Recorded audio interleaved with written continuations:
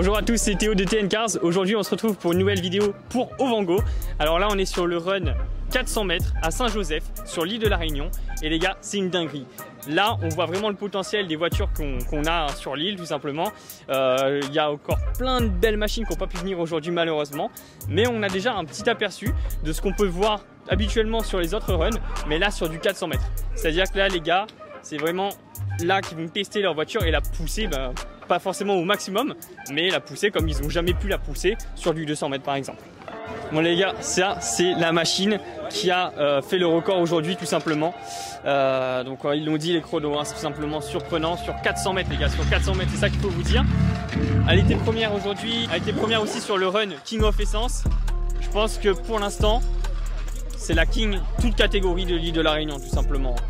Virail, qu'est-ce que tu as à nous dire aujourd'hui? Tu te positionnes où au niveau des chronos? Mon dernier temps, j'ai fait 10,35. Et ah maintenant, ouais. pour encore Sébastien compétition. Oui, donc toi aussi, tu as battu le record de la... Désolé, Sébastien. Bon, bah Sébastien, pour ceux qui ne savent pas, il a une GTR qui est annoncée à 2000 chevaux, c'est ça? C'est ça. Et moi, il avait déjà les 2000 chevaux annoncés quand il a fait ça? Oui. Et donc vous avez là-dessus, sur la RS3, on est sur 800 chevaux à peu près. Oui. Et sur la tienne, 600? Toujours 600 ou tu as augmenté un peu depuis? 600 plus. 600 plus, Oui. Ah, ok. Donc les gars, je pense que là il y a des choses un peu violentes qui vont être difficiles à battre. Des records comme ça faisait combien de temps qu'il avait le record Sébastien? 2 ans, genre. 2 ans. 2 ans, hein. Ouais. Donc 2 ans. Donc on imagine qu'il va peut-être falloir encore 2 ans pour pouvoir battre ces records là. Si entre temps vous les battez pas encore une fois vous, en reprogrammant encore. On est avec un des boss de l'association qui nous fait rêver, l'association JAP 974. Ça fait un petit moment qu'on n'avait pas vu de Run 400. Ça fait combien de temps que vous préparez cet événement? C'est des dossiers très lourds et on est plusieurs cerveaux dessus à travailler au final pour pouvoir monter un projet qui est unique à La Réunion, et on vient avec d'autres nouveautés qui vont très prochainement plaire au plus grand nombre, à plus de passionnés. Et du coup, on va réunir plus de personnes encore pour que voilà, tout le monde mette la main à la pâte pour la passion du sport automobile à La Réunion. On a déjà travaillé sur tous les dossiers, voilà. On les pose au fur et à mesure, selon le contexte de chaque ville et selon les autorités. Nous, on prépare l'organisationnel, les concurrents se préparent, et là, ils savent que dans 3 à 4 mois, c'est reparti. On a fait un kit carrossé sur mesure, on a modifié toute la face avant, tous les longerons, que ce soit le pare-choc, les ailes, les bas de caisse. On a mis un S-Box à l'intérieur, mais tout est fabrication maison, hein. On a tout fabriqué nous-mêmes dans nos ateliers. Et encore à évoluer parce qu'on est encore sur une cartographie d'origine. Donc on a une EQ, Master, etc. pour pouvoir en passer sur une gestion directe.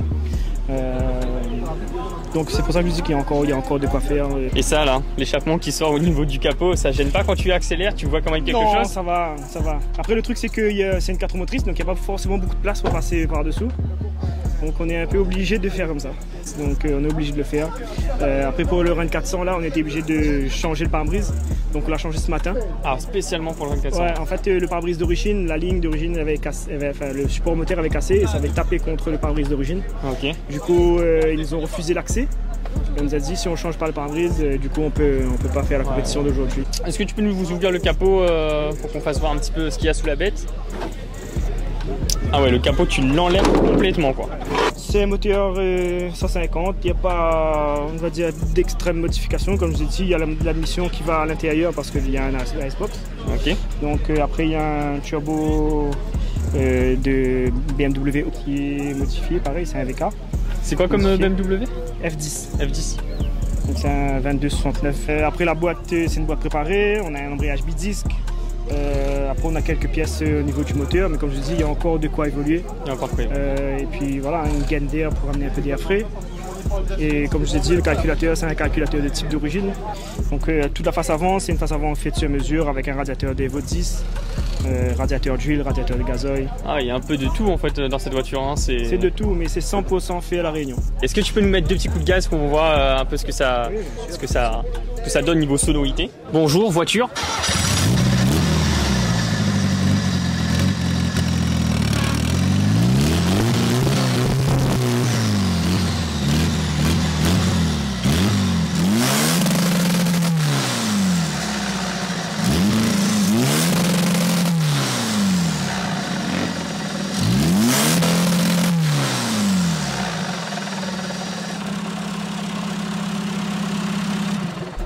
vrai petit démon les gars. Et voilà, c'est déjà la fin de cette vidéo. C'était une journée hyper intense. L'événement était magnifique. Si vous avez aimé la vidéo, et on espère que vous avez aimé la vidéo, on vous invite à mettre un pouce bleu et à commenter. On vous invite à mettre un pouce bleu et à commenter la montée que vous avez préférée. N'hésitez pas à partager cette vidéo et à vous abonner à la chaîne Ovango.